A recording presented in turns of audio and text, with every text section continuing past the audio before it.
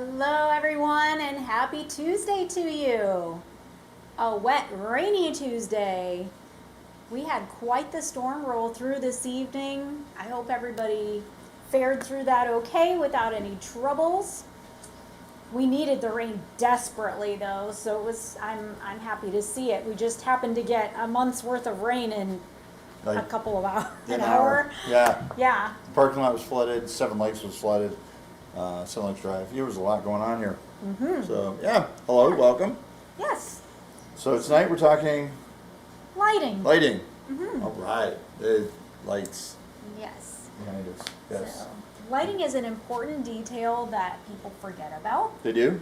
And One thing when we're doing our renovations, people always think we're going to add too much light. We're like, well, right now you got one little fixture in the middle of the ceiling. Let's do a light over the vanity. Let's do 3 can lights, and let's do a task light over here. And they're like, whoa, too much lighting.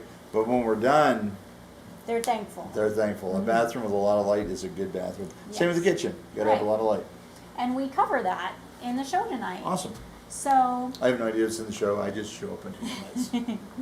we've got quite a bit of information for you guys. So as you join in, tune in, and I'm hoping that you grab some great tips to help you out with your home. Yeah. Jump on the chat line. Ashley and I are both here, Yes. chatting that way, and just let us know if you have any questions. We'd be happy to jump on and do our best to answer them. Yes, so while you're watching through some of these videos, just let us know, like James said, give us a question or say hello.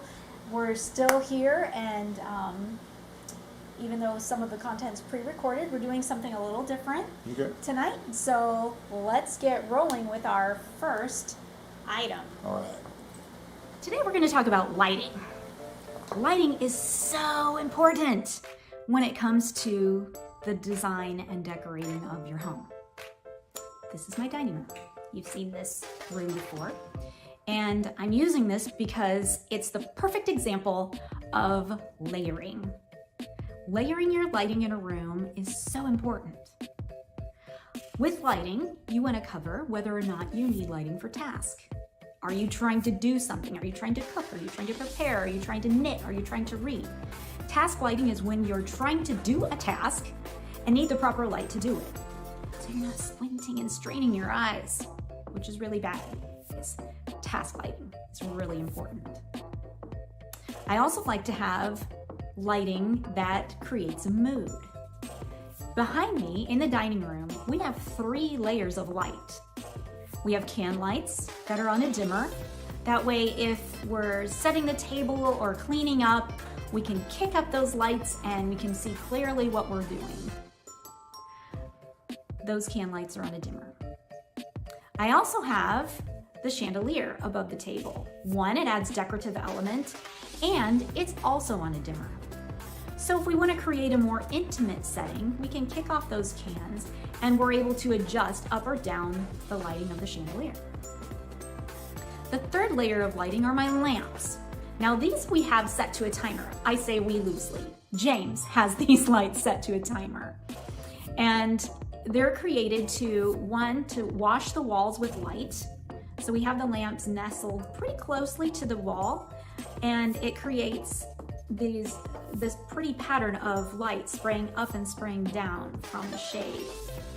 And it also creates a mood. These lamps pop on as soon as it starts to get dark. So later in the day, these lamps come on, they kick on, and they're always on in the evening to create a mood in that room. Just to light it a little, enough that the room says, hello, I'm here. But also, from a design standpoint, it adds a little depth and interest to the room. The dining room isn't the only room that we have layered lighting. We actually have layered lighting in every single room.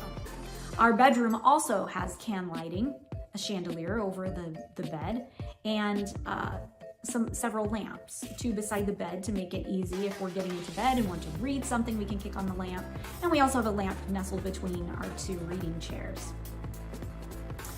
James's office, can lights on a dimmer, a cool chandelier hanging over his desk, and he also has a lamp that stays on all the time. Put LED bulbs in these lamps that stay on all the time. No worry about being wasteful with energy. Even the kitchen. We have wonderful task lighting in the kitchen with our can lights, and we have a light over our table in case we want to have a little more intimate mood lighting. Layering lighting, so important. Again, if you have questions about not necessarily knowing exactly what you should be doing, think about how you use your spaces. If you need help, we're happy to help you figure this out. But we're going to ask you the checklist as well. What do you use the room for? Let's look at the layout of the room. Where are you sitting? Do you have artwork that you want to feature with light? Lots of things to think about, but it's really not that hard. Lighting also creates your style. The style of chandelier, the style of lamp. Those all should be cohesive with the style of your decor. So lighting, some people are a little afraid of and a little afraid to commit to, but it's not that hard. But I understand not everybody has that vision, and that's okay. That's where you bring in the professionals. We'll be happy to help you. So let's get to looking at some lighting. So I mentioned a few times in the video that it's not that hard, and really it's not. If you start thinking about how you use a space as you're planning, whether you're building a home or you're already in a home and you just need to do some updates and make some changes to make the house suit you better, start thinking about how you use the space. What do you do there? What do you need the light for? Yeah, as I said in the video, are you reading? Are you knitting? Are you just needing general light? Do you need mood lighting? Adding those layers makes such a difference. So, are you layering up? Look around the room that you're in now. Do you have different layers of lighting, or do you just have that one light fixture in the center of the room? If you do, we did, when we moved into our home, there was one light fixture, and that was the trend back in the day when that house was built. But we made some changes by adding some can lights on dimmers so that we could control how much light we get in the space.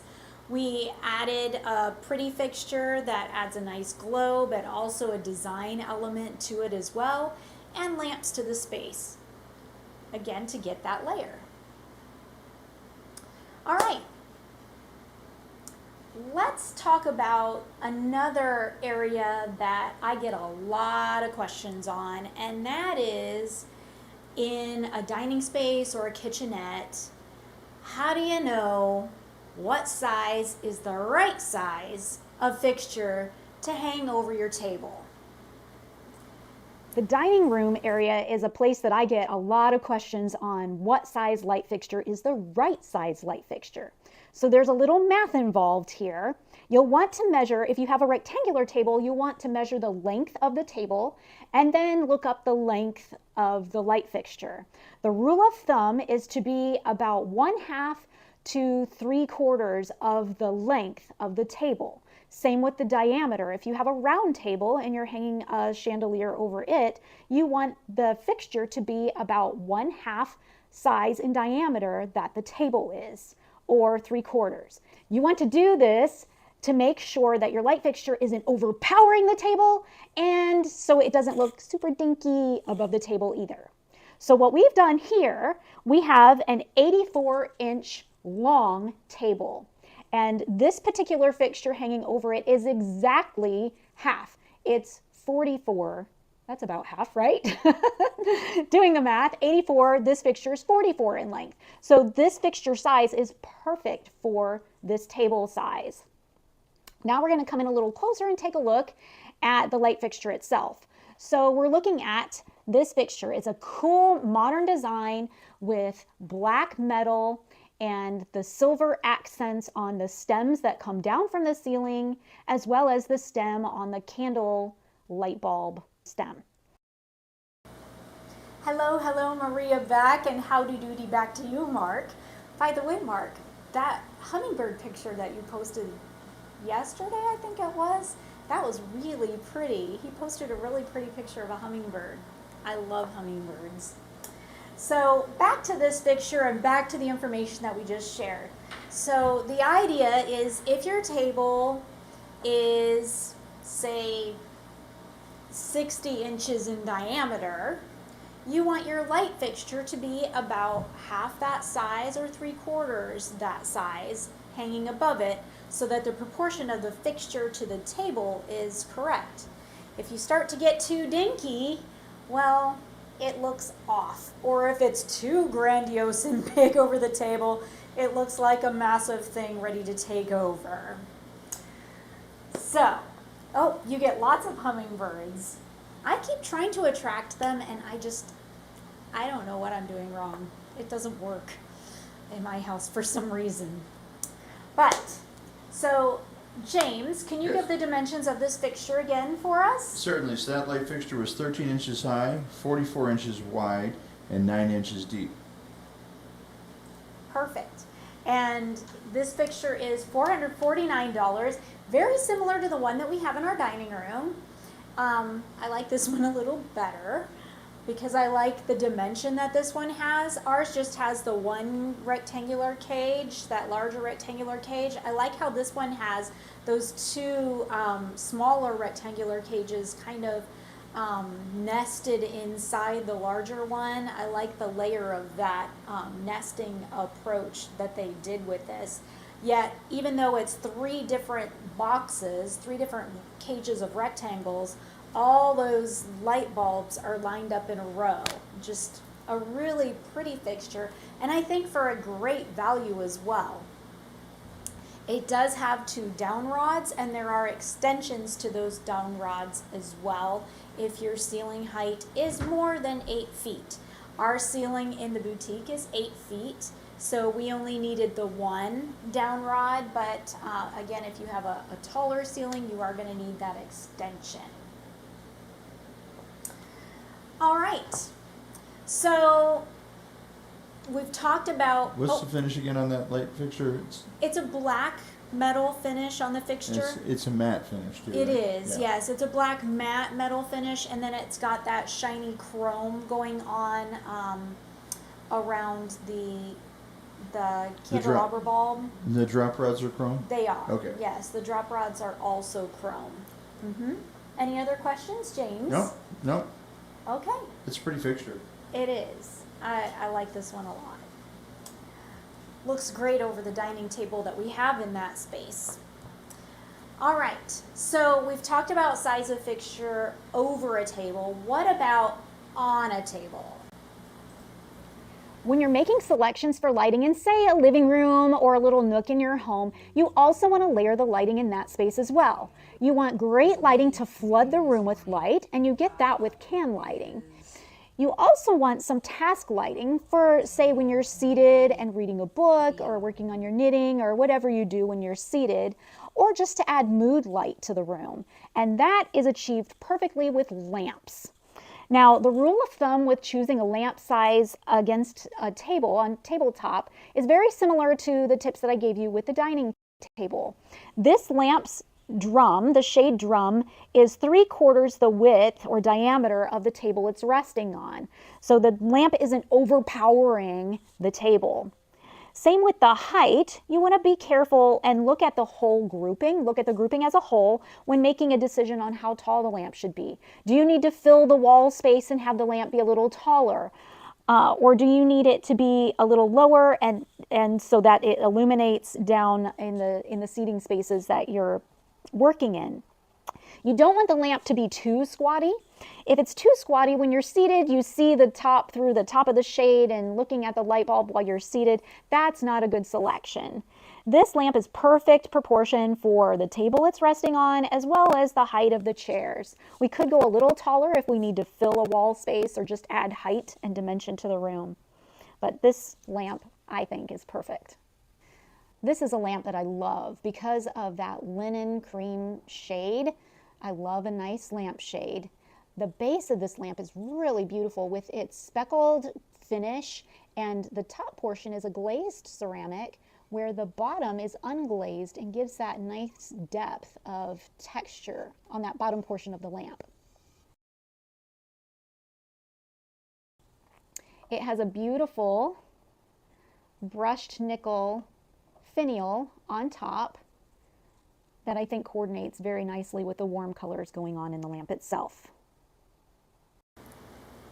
So the rule of thumb on a smaller table like this is very similar to that of a light fixture over a table. You want to have that shade about half or 3/4 the size of the table itself. And the added element to this is the height. So as I said in the video, when you're seated, you don't want a little short shrimpy lamp where when you're seated you're looking right at the bulb. You want it to be a little taller, and you want to think about what kind of space you're trying to fill as well. I just worked with a client a couple of weeks ago, and just this past week as well, where they have a very tall wall and they've got 2 end tables on the end of a sofa. Both clients have very similar situation where the wall looks very bare.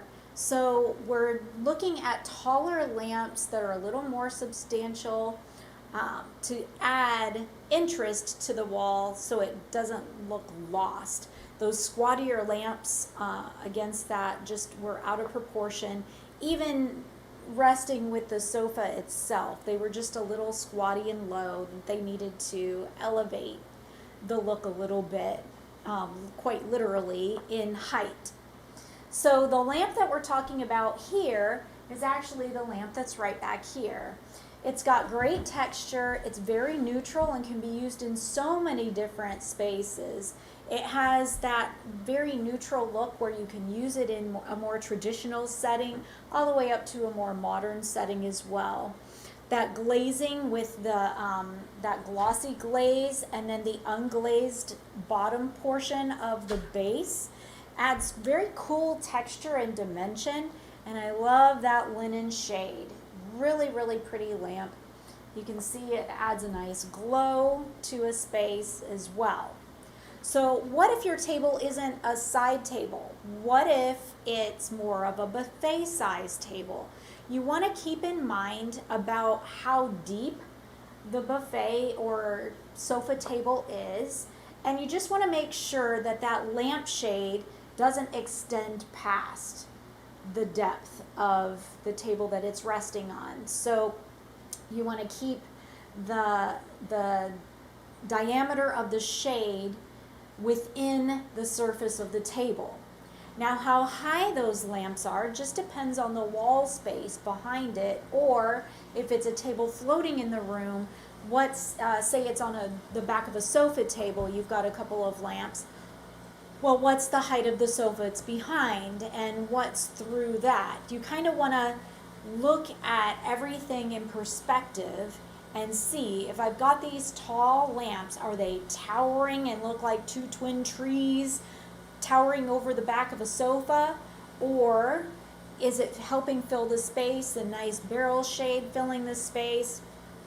Am I blocking something on the other side? Do I need to keep them more narrow, a little lower? So just kind of visually place something on the table to kind of give you an idea of where you might need to be. And again, if you get into a situation where you're just not sure, take a picture of the space, bring it into the boutique, or email it to us, or if you happen to have my number, text it to me and just ask.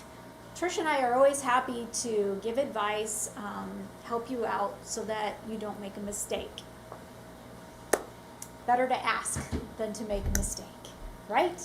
Right. Don't be afraid to ask. So, James. Yes. You are the king of layering light. You love to layer I do like light. a lot of light. Mm-hmm. What is, in your office, your lighting is very interesting to me. So in my office, I've got, I have items that light up. Mm-hmm. Like, I've got a curio cabinet that's full of Lego cars that I've built, and that is lit all the time. I've got a clock, an old clock from a dairy up in Canada, and it lights up, and that's lit all the time. I've got a Ford tool rack, and it's got a little Ford logo on it that's lit up all the time. There are certain pieces in my office that are lit all the time. They never turn off. There's a stop light, green, yellow. it's lit all the time. Then I have task lighting, which is above my desk, and that is 2 bright lights. So when I'm doing my work, I need lots of light so I can see what I'm doing, and so those are directly over my desk. They're very directional lighting as Very well. directional, yes. Because the barrel of the lampshade on those is metal. Yes. So it's just... It's a white enamel, so Yeah. the outside of the fixture is dark, the color of the wall behind you, and so the inside is just where the light reflects. Right. Then I used a lighting, stage lighting. They're called Parcan 56s, and they're 300-watt directional lighting, and they've got barn doors at the front, so you can very easily control the light. And so what I did with those is I removed the 300-watt halogen bulb because they burn a lot of power. And you they're- cook. Yeah, and I cook in there, and I replaced them with 90-watt LEDs. And those 90-watt LEDs, because they're in the back of a black tube, the way they shoot the light out is very directional, and it doesn't emit any radiant light to the room. So when you go into my office, you turn on the lights, and the room itself does not light up. It really doesn't get any brighter in there. The items on the wall that the lights are aimed at illuminate. So now you can see what's on the walls, but the room itself, it's not like turning on 14 can lights. The light is very dispersed and very, and then in my, I have another room off of my office where I have a little whiskey bar and a viewing room where I can look down at the shop and that sort of thing. And in there I've got a chandelier with, I believe it's got 22 bulbs in it. A large, oversized chandelier. It's way, way too big for what you would normally put in that room. But I took all the glass off it, I took all the things off it that were very fur and gave it kind of a gothic look. And I put some really cool Edison bulbs in that as well. So just, there's a ton. Oh, and then I've got rope lighting around that runs actually underneath the whiskey bottles so that they light up, and then the glassware lights up as well. So there is just a ton of different layers of lights in that office. Yeah. So One day we'll do a show for my office. Yes, I felt like, while we're talking about layering lighting, Yeah. it just came to mind, and I wish I would have created some content we from also that. have a large ceiling fan in the middle of the room, and below it has a very bright LED light on it. And the only time I turn that on is when I'm trying to assemble something in my office, something where I need The light, whole room to light up. Like I need the room to light up. If I'm trying to clean, if I'm trying to assemble a project, or if I'm doing something in the room, because the room is very very specific in how I lit it, and it's not designed for you to sit there and put Legos together at the coffee table. There's just not enough light for that. It's just real. It's kind of dark. It's moody. But it's me. It's just really cool how it turned out, and so yeah, one day I'll finish it, and then we'll do a show from in there. Not that you're a moody guy at all. Will it ever really be finished though? No. Yes, yes, because when he's done with his, we finally get to do my office. But when I'm done with There mine, has to then be I an just, ending point. it means I've got more time to find other things to put in it. More collectibles. So, no, that his office space is very cool because of those layers that he's created. And, as he said, he does have task lighting over his desk. He has directional light that shines right on top of his desk, so he can see. It's lit very well. He can see perfectly fine, because as we age, dim lighting is not our friend. As we age, the dim light is so hard to see in, to read, to do anything. So he has great lighting above the desk to do what he needs to do, like paperwork. That's right. That I don't get to often enough. No. So, James, Yes. do you want to swing around here for a sec? Sure. Not this past weekend, but Yes. the weekend before, you and I went on an adventure. We did. And we're just going to say it briefly because we'll let the video do its talking. But, So it was a week ago Sunday. yes. Not this past Sunday, because past Sunday I was at a bachelor party at the beach, and on Saturday, this nothing to do with lighting. On Saturday, I went out in the ocean and fished saltwater for the first time in my life, which was a lot of fun. And I brought the fish home, and I cooked the fish on Sunday night, and it was delicious. It was so good. It was. But yeah, so that was a lot of fun. I've never saltwater fished before. We went out. We didn't go way far out. We went out about an hour out. We fished for about 3 hours and we came an hour back. So just a lot of fun. We had a great weekend. One of the guys that works here is getting married, and so we went on the bachelor party, which was a great time. Yes. So 2 weekends ago. 2 weekends ago, we went on an adventure on a Sunday. We got up on a Sunday morning. We took the T-Bird and we said we are going to go and do a little coffee research. And so that's what we did. We spent the day running back and forth to all the different coffee shops we could find. I was so jacked up on caffeine, it wasn't even funny. We'd literally go to a coffee shop and I'd like 2 sips and I'd throw it out because... Yes, Yeah. because you can't drink that much coffee. No. I'm not a coffee drinker. I did drink something at the first location, and Yep. it was divine. But let's get to the video. This All is right. a little snippet of our adventures. Yes.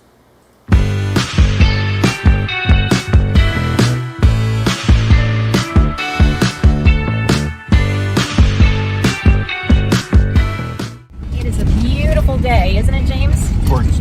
Absolutely gorgeous. Perfect day to take Vivian out for a rip. And We're on a mission. We're on a mission.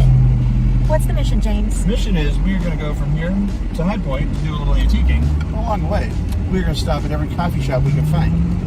The mission is to find out what coffee shops are doing these days, what coffee tastes like, what seems to be the most popular blends, price, size. Can you get shots of flavors? What are coffee shops doing these days? Keeping it current. So let's tell the people why we're doing this investigative day. Because my next little pet project that I want to take on is opening a coffee shop in Seven Lakes. Been talking about it for about 3 years now. Yes. And it's finally time to make the move and do the deal. So we've been looking at playing with a couple ideas. Probably start as a coffee shop, open maybe 7 a.m. to about 2 p.m. Down the road, we'd like to see it expand into 2 p.m. to whenever, as a local little watering hole. Come in and get a drink, have it, kind of do the small batch brewery, microbrewery kind of thing. I've had a name in mind ever since we've had this idea, which we'll share later. We will.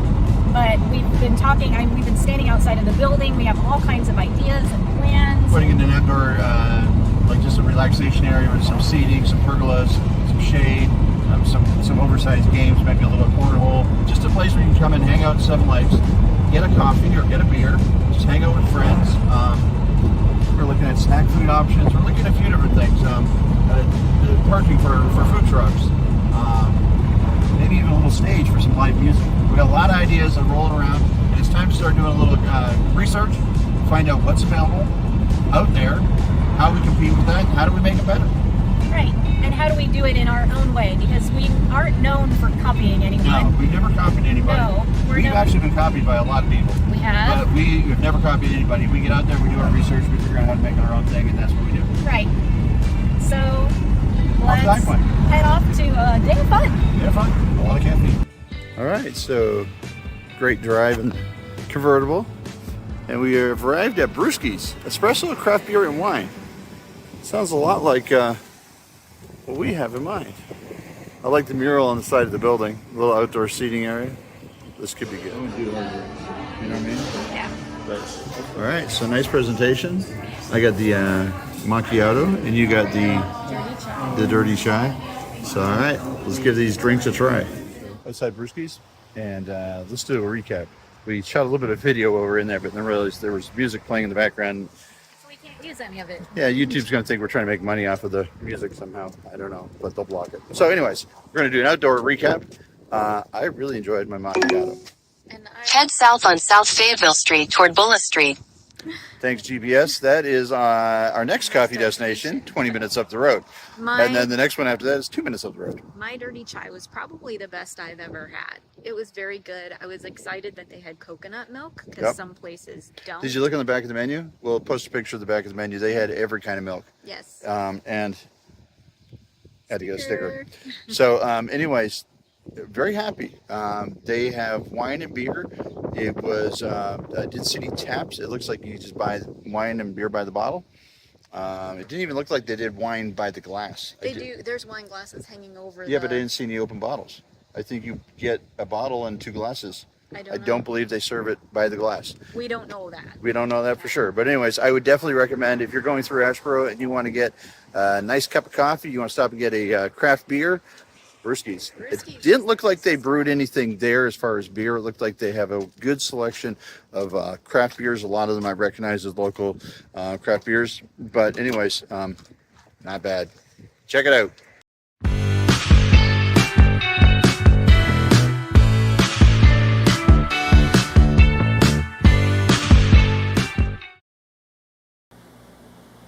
So the full episode of our day of adventuring with coffee will be coming up this weekend.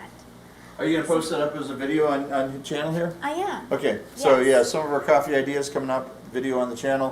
Watch for that. That'll be dropping this weekend. Yes. We stopped at 4 or 5 different coffee shops, and The first one was the best. first one was the Brewski's best. was the coolest. yeah, Brewski's is the one we liked the best. They had they even had an old truck door hanging on their wall like we have in the background behind Ashland there. They had one of those, and there it is. Yeah, ours says Light Beyond Barrons. Theirs says Jack Daniels, classic. Yeah, so that was, and you know they had a little stage for music. They had an outdoor eating area, kind of a lot of the same vibe that we want to do. Yeah. So it we was were really, kind of weird. It was kind of weird. The first one we walked into, we thought, well, This is are we gonna kinda- find anything better than this? And we did not. No. We found was the best 3 or one. 4 other ones, but not. The last one No, we no, went to was a pretty cool place too. I liked the vibe there, but we'll see Okay. that in I can't remember. They all ran the together. full video. Yeah, yeah, that there was was- on Sunday. So Sunday morning, I get up, I have a cup of coffee, have my shower, run out to. I think I went to Whispering Pines did. Country Club that morning. You did. Met a couple of friends. We had breakfast together, 2 more coffees. Come home, jump at the T-Bird, go drink coffee. Yeah, I was caffeinated for sure. We went through the antique shops like. Oh yeah, we flew through there. However, Oh, we did find a super cool one. And speaking of lighting, greatest antique store in the area by far. I mean, we loved this place. It was awesome. No junk, no yard sale stuff, like really antiques. shoot, it's plugged in, so it's attached. But I Yeah. found this little Found guy. that cute little light It's to an go on her Art desk. Nouveau A little light. tulip thing here. Yeah. Art Nouveau light fixture, and I thought that would be cool in my office. So, I can't remember what I found. I know I found something. You did. I always find something. Yeah. Drives her nuts. I always find at least 2 or 3 things, and she I struggles to usually find come one. up empty-handed, Yeah. but I found that little guy. Awesome. I really liked it. So, All right. okay. Does that well, wrap up our show for today? No, we've got one more thing Oh, to talk about, What are we gonna talk and about? it's also equally as important as the fixture itself, and that is the proper light bulb. Oh yeah, absolutely. Something very important to consider when you're purchasing your lighting is also to consider the light bulb. What Kelvin is the light bulb? This is something that gets overlooked and sometimes is overwhelming for people. You get in this store, there's rows and rows of light bulbs to select from. Which one is the right one? Well, first of all, let's define Kelvin.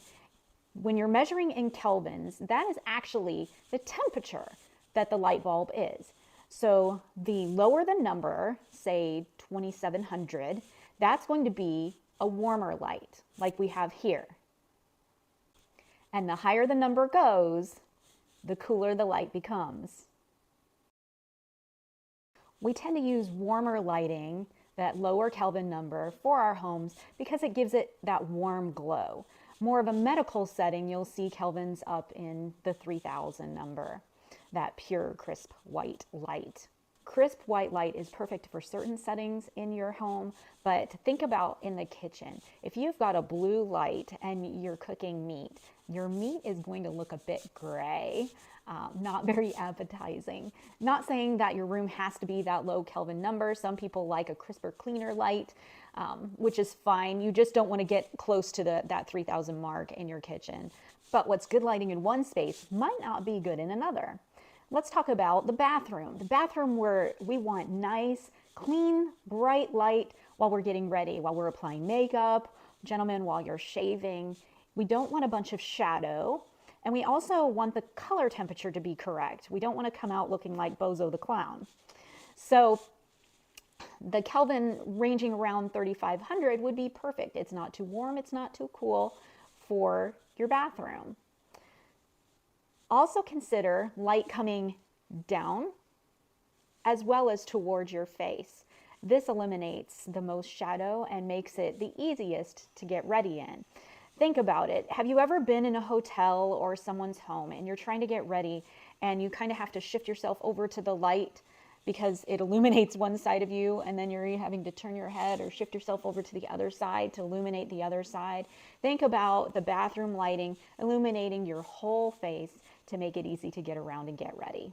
Not all lighting has to be simply functional. Think about the pretty too. Think about those accent lighting fixtures that just bring a great design element to the room. The chandelier in the bathroom or bedroom, a beautiful chandelier over your dining table, gorgeous lamps. There's a bunch of different ways to bring in the pretty through light fixtures. So again, it doesn't necessarily have to all be functional. We want it to be attractive as well. So the lighting temperature is just as important as the fixture itself. We like a nice warm light in our home. It cozies it up, makes it feel comfortable and inviting. Has a nice glow to it. A warm glow. They make daytime lights. When you go to the store, they have soft white and they'll have daytime. The daytime lights, when you drive by the house at night and somebody's got nothing but daytime lights on, it looks like aliens have invaded and there's a weird purple glow, blue glow coming from inside the house. Just not a relaxing light. It's very intense and very commercial. Which is okay for some spaces. It to an extent. Yeah. I'm not saying Maybe we a need workshop. the same Kelvin as a hospital. No. But No. There's certain areas where they need that kind of light. You don't need that kind of light in your house. You need, instead of trying to do everything with a 150 watt, bright white light, then do two 90 watt soft white bulbs, and you get more light, and it's a nicer, easier to live with light. But when you're playing around with color, say, like you said, a wood shop, or say you're a painter, you canvas on canvas, you do want that truer, cleaner light. They make a light for that. Less It's not warmth. that bright blue light, but it is a true Correct. white, bright light. Yes. So it's a little harsh for a bedroom or for living room and that sort of thing. But if for a work area where you need that bright light, it definitely can help there. Yes. So there's a multitude of different bulbs. There's a multitude of different ways to plug them in, whether it's a standard base, a candelabra base, the two little prongs that go in and twist. If it's, the two little prongs that just push straight in. There's just so many different ways to do light bulbs. Depends on your fixture, what wattage it can handle, that sort of thing. LED bulbs, you can go higher because you don't have the same wattage, but you have more, what are they called? Lumens? Lumens. So lots of Yes. different things. But I was standing in Lowe's last week, and there's a lady there trying to buy light bulbs, and she said to me, you probably don't remember when all they had was 60 and 75 and 100 watt bulbs. I said, actually, I do remember that. And it's frustrating now because There's so many options. so many now, options. which are great. Yeah. But it can get Can confusing. be frustrating, yeah. So I hope the little bit helped in making decisions on what exactly you want. And that when in that video where you saw the display of the different options of Kelvin light, that came straight from our local Lowe's. So if in doubt, Go check it out. go check it out. Yeah. And one of the things that we do offer here is we do lighting consultations. Yes. People have us come to their house and have us look at the lighting that they currently have. What are we doing wrong here? What do we need to, and I'm always, let's add, like we're working on a bathroom in Robbins right now, and it had one little light fixture in the middle of the room. And I said, we need to take that down, replace it with 1, 2, 3 can lights. And they're like, the bathroom's not even 10, it's maybe 10 feet long. What, you can't have 3 can lights in here. We put 3 can lights in, we put LED bulbs in them. You couldn't be happier with the light. Getting ready in there now is a dream. Before, there's one light behind you. This light hits you here. There's nothing on this side. Terrible. Try to shave in that. I don't know about makeup, but Just terrible. like we talked about in the video, Yeah. you know, I was talking about how sometimes the light fixtures are too far apart, Yeah. so you're kind of leaning this way to Yeah. get lit on this side to do that side. Then you got to go to that side and And see people what always you're say, doing well, there. let's just do a vanity light or let's do can lights. Do both. Do both. When you were getting ready in a bathroom, we've all been at a person's house, staying the night or whatever. I've got a friend's house, and when I stay at their house, I cannot get ready in the morning because the lighting is terrible. And it's just, there's certain things, lighting above, and it needs to come slightly from behind. Not in front, but slightly behind you. Coming from behind, and then lighting from the vanity coming towards you is ideal. It is. Yeah. Trying to eliminate those shadows that make it difficult to see. Yep. All right. Well, That's that's everything I've got for tonight. Excellent. Lighting is a pretty big subject, so this is just kind of scratching the surface of some of the main points of what I see with questions at the boutique. We're going to do another segment on lighting, not next week. Next week, I think a lot of you will be very interested in watching getting that elevated look on a budget that looks like it's expensive, Okay. but it's not so much because Gotcha. it can be done quite Getting that easily. champagne look with the beer budget. Yeah, All right. pretty much. All right. So thank you so much for joining us tonight. We really appreciate you tuning in. We do. We appreciate your comments. If you're watching after our live, still comment. We do see those. We had lots of comments on a couple of our videos over the weekend. And I was- 90% of our views are not live. Yes. When we do this live, there's not a lot of people watching, and depending on where you're watching, we get more views on Facebook than we do on YouTube, so that we can't always tell where all the views are coming from.